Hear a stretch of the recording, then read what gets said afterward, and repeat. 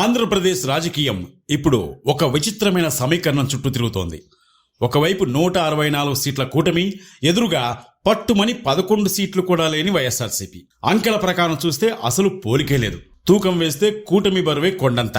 కానీ scene cut చేస్తే AP politics లో నేటికి హాట్ టాపిక్ గా ఆ 11 సీట్లే. జగన్ను డీగ్రేడ్ చేయబోయి కూటమే జగన్ను ప్రమోట్ చేస్తుందా, లేక ఎరక్కపోయి ఇరుక్కుపోతుందా? ప్రజెంట్ తిరుమల లడ్డు వివాదం తీసుకుందాం. దీన్ని జగన్కు ఉన్న హిందూ ఓటు బ్యాంకును చీల్చడానికి ఒక బ్రహ్మాస్త్రంగా వాడాలనుకుంది కూటమి. కానీ ఆ అస్త్రం కాస్త రివర్స్ అయ్యి కూటమి వైపుకే దూసుకొస్తోంది.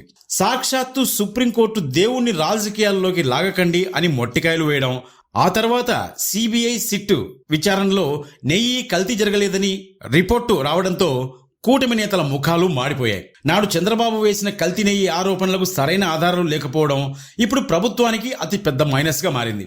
ఎంత కవర్ చేసుకుందామని ప్రయత్నిస్తున్నా భక్తుల మనోభావాలతో రాజకీయం చేశారనే ముద్ర పడ్డం కూటమికి కోలుకోలేని దెబ్బ. కేవలం విపక్షాలే కాదు, ఇప్పుడు కూటమిలోని సొంత నేతలు, మిత్రపక్షాల నాయకులు కూడా చంద్రబాబు పద్ధతిని వ్యతిరేకిస్తున్నారు. అనవసరంగా లడ్డు వివాదాన్ని పెద్ద చేసి సెల్ఫ్ గోల్ వేసుకున్నామని లోపల మదన పడుతున్నారు. 164 సీట్ల మెజారిటీ ఉన్న కేవలం జగన్ ఫోబియాతోనే పరిపాలన సాగుతోందన్న విమర్శలు సొంత పార్టీ నుండి రావడం గమనార్హం.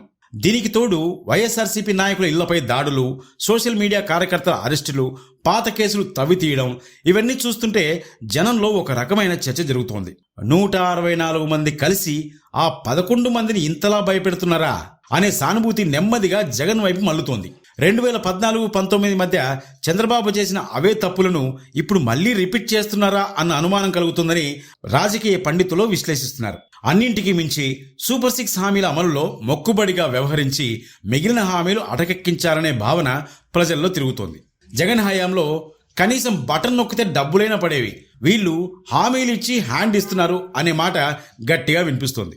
మొత్తంగా గెలిచిన వారు 164 సీట్ల అహంకారంతో ఉన్నారా, లేక 11 సీట్లు వచ్చినవాడు మళ్లీ వస్తాడనే భయంతో ఉన్నారా అనేది ఇప్పుడు $1 మిలియన్ ప్రశ్న.